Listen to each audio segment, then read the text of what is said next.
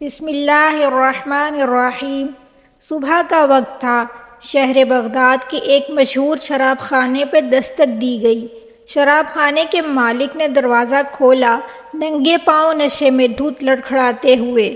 دروازہ کھولا گیا تو اس کے سامنے سادہ لباس میں انتہائی باوقار اور نفیس شخص کھڑا تھا۔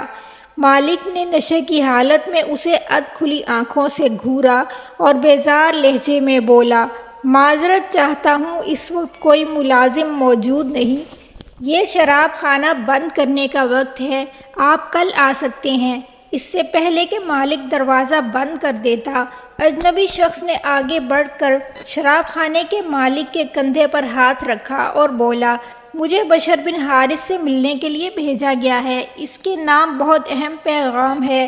شراب خانے کا مالک چونک کر بولا، میں ہی بشر بن حارث ہوں، بولو کیا پیغام ہے؟ اجنبی نے بڑی حیرت سے اسے سر سے پاؤں تک دیکھا۔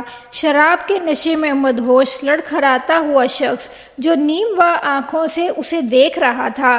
کیا آپ ہی بشر بن حارث ہیں؟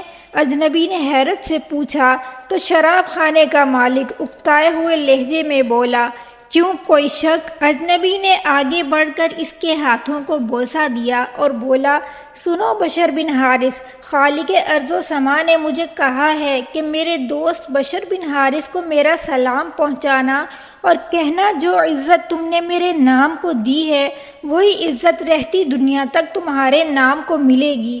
اتنا سننا تھا کہ بشر بن حارث کا نشہ ہوا ہو گیا، اس کی آنکھیں پوری کھل گئیں اور اس کی آنکھوں میں وہ منظر گھوم گیا جب ایک دن وہ اسی طرح نشے میں دھت چلا جا رہا تھا کہ اس کی نظر گندگی کے ڈھیر پر ایک کاغذ پر پڑی جس پر اللہ کا نام لکھا تھا۔ بشر نے فوراً وہ کاغذ اٹھایا، بڑے احترام سے چوما، صاف کیا، خوشبو لگائی اور پاک جگہ پر رکھ دیا اور کہا، اے اللہ، یہ جگہ تو بشر کا مقام ہے، تمہارا نہیں۔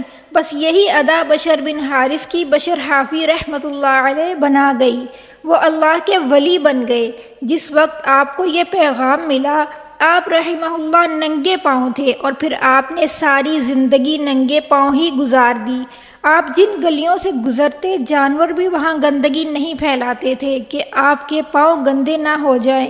یہ وہی بشر حافی رحمۃ اللہ علیہ ہیں جن کے متعلق امام احمد بن حنبل فرمایا کرتے تھے، لوگوں جس اللہ کو احمد بن حنبل مانتا ہے بشر حافی اسے پہچانتا ہے۔